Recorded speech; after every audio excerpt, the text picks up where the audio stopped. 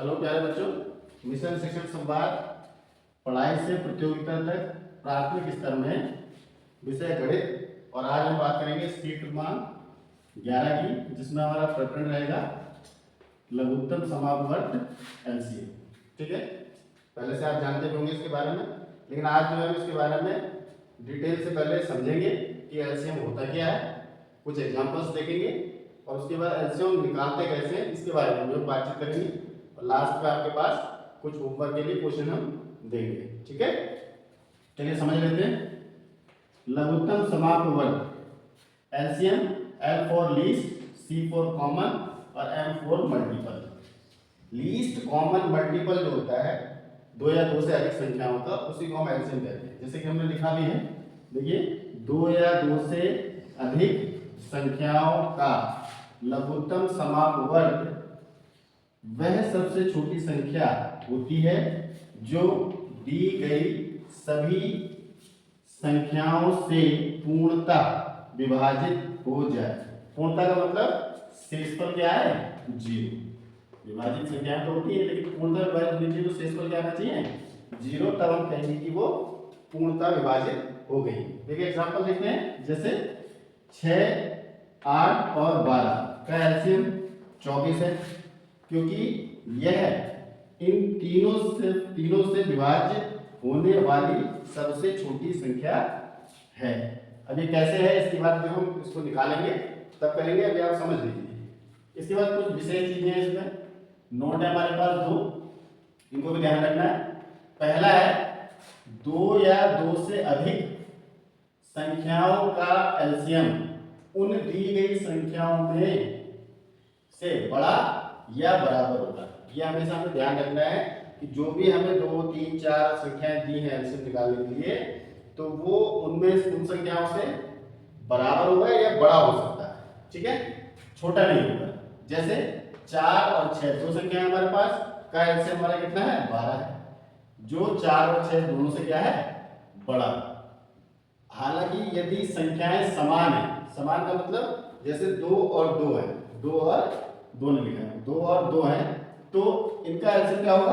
2 होगा, जो संख्या के बराबर है। तो दोनों ही स्थिति हमने समझ ली, बड़ा और बराबर वाली। ठीक है, दूसरा पॉइंट है हमारे पास, ये बहुत ही महत्वपूर्ण पॉइंट है, इंपोर्टेंट, और ये परीक्षाओं में भी पूछा जाता है। क्या है? देखिए, दो अभाज्य संख्याओं या सह अभाज्य संख्याओं का एलसीएम उनके गुणनफल के बराबर होता है। इसमें कुछ भी हमें फाइंड करने की जरूरत नहीं है, सीधे मल्टीप्लाई कर देंगे। जैसे 3 व 5 का एलसीएम 15, ऐसी और भी संख्याएं दे सकते हैं, जैसे 5 व 7 का कितना होगा? 35। ठीक है, तो ये तो बात थी कि हमने एलसीएम क्या है और इसको हम किस तरीके से समझेंगे, इसकी बात हम जो है क्वेश्चंस में करते हैं। ठीक है, तो अभी हमने जो है एलसीएम के बारे में समझा था। अब हम बात करेंगे एलसीएम ज्ञात करने की विधियां। तो जैसा कि आप जानते हैं कि हमारे पास दो विधियां हैं, एक भाग विधि है और एक गुणनखंड विधि है। तो पहले हम भाग विधि पर चर्चा करते हैं कि भाग विधि से हम एलसीएम कैसे फाइंड करेंगे और गुणनखंड विधि से कैसे करेंगे। ठीक है, तो जैसे हम नंबर ले लेते हैं, और इसका नियम ये है कि हमें तब तक गुणनखंड करते हैं जब तक सबसे लास्ट वाली लाइन में 1 1 1 ना आ जाए। तो हमारे पास संख्या है 16, 24 और 36। 16, 24 और 36 का एलसीएम निकालना है। हमने किस मेथड से निकालना है? भाग विधि हम पहले देख रहे हैं। तो भाग विधि में क्या करते हैं कि हम 16, 24, 36 लिखेंगे और फिर इस तरह से इसको हम करेंगे। ठीक है, तो अब यहाँ पर शर्त ये है कि जब भी हम यहाँ पे स्टार्ट करेंगे तो ये हमें ध्यान रखना है कि यहाँ पे क्या होता है, ये अभाज्य संख्याओं का प्रयोग करते हैं। किसका प्रयोग करते हैं? अभाज्य संख्याओं का। तो पहली अभाज्य संख्या कौन सी होती है बच्चों? पहली अभाज्य संख्या होती है 2, और फिर 3, फिर 5, फिर 7। इस तरह से हम आगे चलते हैं। तो सबसे पहले स्टार्ट करेंगे 2 से, तो 2 देखिए 2 से, और ये भी देखना है कम से कम इसके 2 नंबर अगर कट रहे हैं तो ज़्यादा अच्छा है, नहीं तो हम इसे आगे बढ़ सकते हैं। तो 2 से देखिए, 2 से जब इसमें हम डिवाइड लगाएंगे तो कितना आएगा, 2 अट्ठे 16, कॉमा फिर 2 से 24 को करेंगे तो कितना आएगा 12, 2 एकम 2 और 2 दूनी 4, सीधे सीधे हो गए। यहाँ पे करेंगे तो कितना होगा, 2 एकम 2, एक हासिल बचा, 2 अट्ठे 16, फिर अभी 2 से हो जाएगा, 2 चौको 8, 2 छिंग 12, 2 न्यू 18, फिर 2 से हो जाएगा, 2 दूनी 4, 2 तिया 6 और 9, फिर 2 से कर देते हैं, 2 एकम 2, 3 और 9। अब यहाँ पे देखिए 2 से डिवाइड होने वाला कोई सा नहीं बचा, तो अब कहाँ चलेंगे, 3 से ट्राई करेंगे, पहले चेक भी कर लेंगे, कटा नहीं करेंगे, तो 1 तो आ ही जाएगा, 3 एकम 3, 3 तिया 9, फिर 3 से करेंगे, 3 एकम 3, 1 और 3 एकम 3, तो यहाँ पे ये जो 1 1 आ जाना चाहिए, तो अब हम स्टॉप कर देंगे।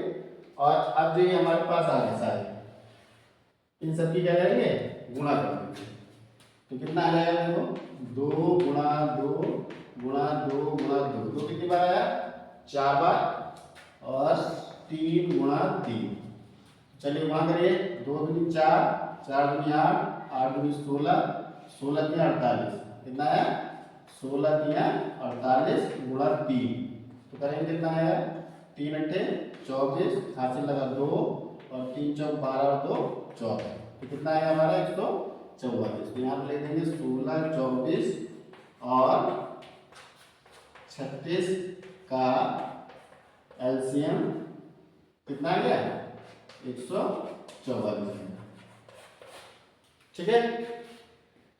चलिए दूसरा समझ लेते हैं, देख लीजिए अभी से, दूसरा हमारा है गुणनखंड विधि।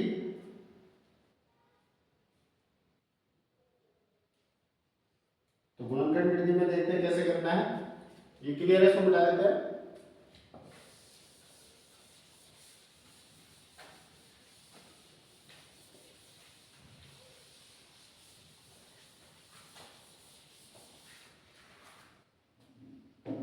गुणनखंड विधि, दूसरा है गुणनखंड विधि।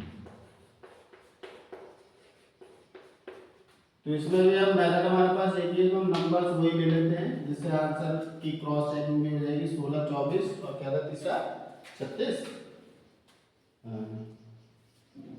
16, 24 और 36 का हम क्या करते हैं, भाग विधि से निकालते हैं। तब देखिए, तो भाग विधि करना गुणनखंड विधि से, तो 16 के गुणनखंड करेंगे, तो 16 के गुणनखंड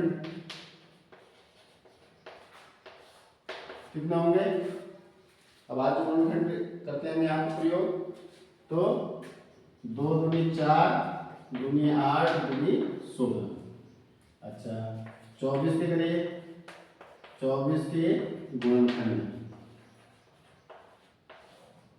क्या होंगे, 2 दूनी 4, दूनी 8, 3 24, अच्छा 36 के करते हैं, 36 के गुणनखंड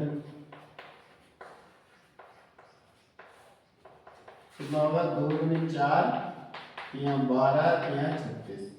अगर ऐसे करने में दिक्कत है तो आप ऐसे भी कर सकते हैं, भाई जो हमने एक साथ किया था, बस यहाँ पर अलग अलग करना है, जैसे 2 अट्ठे 16, 2 चौको 8, 2 दूनी 4 और 2 एकम 2, ऐसे हम 24 का करेंगे, 2 12, 2 6, 2 3, 3 1, ठीक है। और ऐसे 36 का करेंगे, तो 2 अट्ठे 16, 18, 2 9 और 3 तिया 9 और 3 एकम 3, ठीक है। अब इसके बाद महत्वपूर्ण चीज क्या है कि इसको हम कन्वर्ट करेंगे पावर में, जैसे 2 कितनी बार आया यहाँ पे, 4 बार, तो हम इसको लिख देंगे 2 की पावर 4, फिर यहाँ पे देखिए कितना है, 2 की पावर 3 गुणा 3 की पावर 1, और फिर यहाँ पर है 2 की पावर 2 और 3 की पावर 2। तो अब हमने एलसीएम निकालना है, तो एलसीएम में जो जिस नंबर की सबसे अधिक पावर है उसको ले लेंगे। तो 2 में आप देख रहे होंगे यहाँ 2 है, यहाँ 3 है, यहाँ पर 4 है, तो यहाँ पर हम क्या ले लेंगे, 2 की पावर 4, और यहाँ पर 3 की पावर 1 है, यहाँ पर 3 की पावर 2 है, तो यहाँ पर क्या ले लेंगे, 3 की पावर 2 ले लेंगे और सबको मल्टीप्लाई कर देंगे। तो 2 की पावर 4 का मतलब क्या हुआ, 2 को हमने 4 बार गुणा करना है, 3 की पावर 2 का मतलब 3 की 2 बार गुणा करनी है। 2 दूनी 4, 4 दूनी 8, 4 तिया 12, 4 दूनी 8, 8 दूनी 16, 16 48, और अभी हमने निकाला था 48 दिया कितना 144। तो आप देख रहे होंगे इससे भी 144 आया, और जो हमने पहला वाला किया था उससे भी 144 आया। ठीक है, इसी तरह और भी क्वेश्चंस है, एक क्वेश्चन और देख लेते हैं। एक क्वेश्चन है 4 घंटियां क्रमशः 3, 4, 5, 6 सेकेंड। 4 घंटियां हैं, 4 घंटियां 3, 4, 5 व 6 सेकेंड। सेकेंड के अंतराल पर बजती हैं। बताओ एक बार एक साथ बजकर पुनः कितनी देर बाद एक साथ बजेंगी।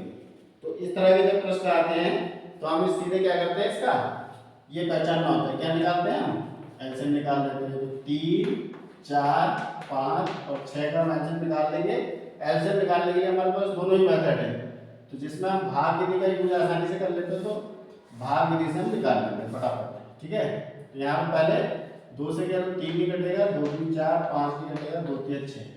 फिर 2 से कर लेते हैं, 3 से भी हो सकता है, वैसे 2 से कर लेते हैं। 3 हो गया, 2 एकम 2, 5 आ गया 3, फिर 3 से 3 एकम 3, 1 आएगा 5 और 3 एकम 3, फिर 5 से कर दिया 1, 1, 5 एकम 5, तो कितना आ गया 2 गुणा 2 गुणा 3 गुणा 5, तो कितना आएगा 2, 3, 4, 4, 3, 12, 12 में 60 सेकंड। मतलब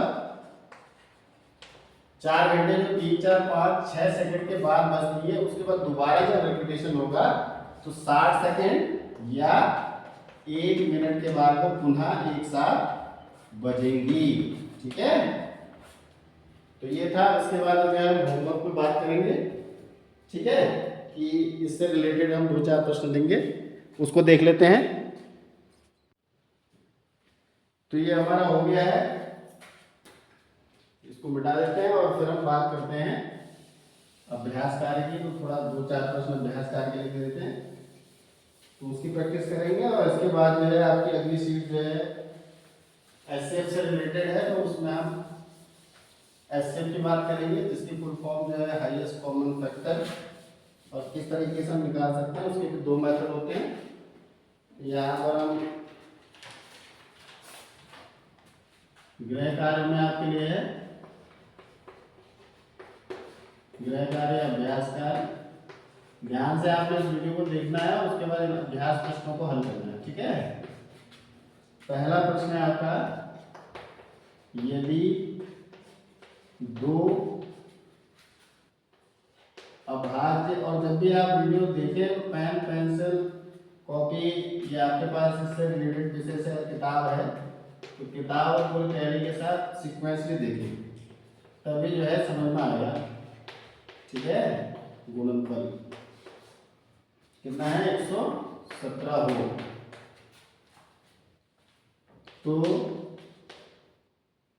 उनका एलसीएम लसप क्या होगा। ये जो है जेएनवी जवाहर नवोदय विद्यालय 2016 में पूछा गया है, बहुत इंपोर्टेंट प्रश्न है।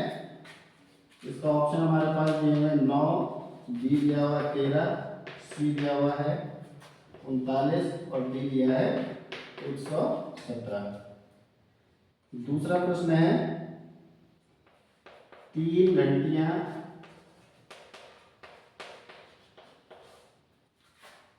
क्रमशः 12, 15, 18 मिनट के अंतराल पर बजती हैं, के अंतराल पर बजती हैं। यदि ये प्रातः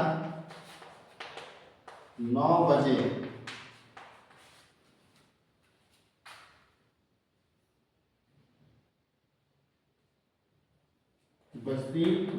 बजती हैं, तो पुनः कब एक साथ बजेगी, कब एक साथ बजेगी। तो अभी हमने इसका सवाल किया, ये आसानी से आप निकाल लेंगे। इसमें क्या करेंगे, आंसर निकालेंगे। और ये पूछा गया है JNV 2014 में, ठीक है। इसके ऑप्शन में ले लेता हूं मैं। ए हो गया प्रातः 10 बजे, बी हो गया प्रातः 11 बजे, ठीक है, और सी हो गया दोपहर 12 बजे, और डी हो गया दोपहर 1 बजे। ये चार ऑप्शन है, इनमें से एक सही है, ठीक है। तो ये प्रश्न थे, इनको आप देख लीजिए, नोट कर लीजिए। और एक थोड़ा सा हम अभी हल्का सा रिकैप ले लेते हैं, 2 मिनट केवल। रिकैप में क्या है, हमने एलसीएम की परिभाषा पढ़ी, ये समझा हमने कि 2 या 2 से अधिक संख्याएं, जो ऐसी संख्या जो उसका एलसीएम निकल के आएगी जो तीनों ही संख्या से क्या हो, डिवाइड हो जाए, विभाजित हो जाए। कैसे विभाजित हो जाए, पूर्णतः विभाजित। और इसके बाद हमने कुछ नोट पढ़े थे। नोट पे क्या था कि ये एलसीएम जो है वो संख्याओं के बड़ा या बराबर हो सकता है, ठीक है। इसके बाद दूसरा नोट हमने पढ़ा था कि अभाज्य संख्याओं, जो अभाज्य संख्याएं होती हैं उसमें हमें कोई भी प्रक्रिया अपनाने की जरूरत नहीं है। अभाज्य संख्याओं का जो गुणनफल करेंगे वही उसका क्या होता है, गुणनफल ही क्या होता है, उसका एलसीएम होता है, ठीक है। नहीं, 2 बातें हमने पढ़ी थी नोट में। इसके बाद हमने एग्जांपल्स किए थे और फिर अभ्यास किए। तो हमने जो इसकी विधियां पढ़ी, विधि कौन कौन सी पढ़ी हमने, भाग विधि, कौन सी पढ़ी, भाग विधि पढ़ी है, और दूसरी गुणनखंड विधि पढ़ी, ठीक है। गुणनखंड विधि से किस तरह से हम एलसीएम निकालते हैं वो पढ़ा, ठीक है। तो मुझे उम्मीद है कि आप ये समझ गए होंगे और इसको आप नोट कर लीजिए, अभ्यास करेंगे। अगली सीट आपकी एचसीएफ की होगी, तो जो भी आपकी क्वेरीज रहेंगी वो आप ग्रुप पर लिख सकते हैं, और वीडियो को आप तसल्ली से देखें जिससे कि आपको इसे आसानी से समझने में आसानी होगी। इसी तरह से हम जो है आपकी तैयारी में तत्पर तैयार हैं, तो आप सहयोग बनाए रखें। आप सभी का बहुत बहुत धन्यवाद।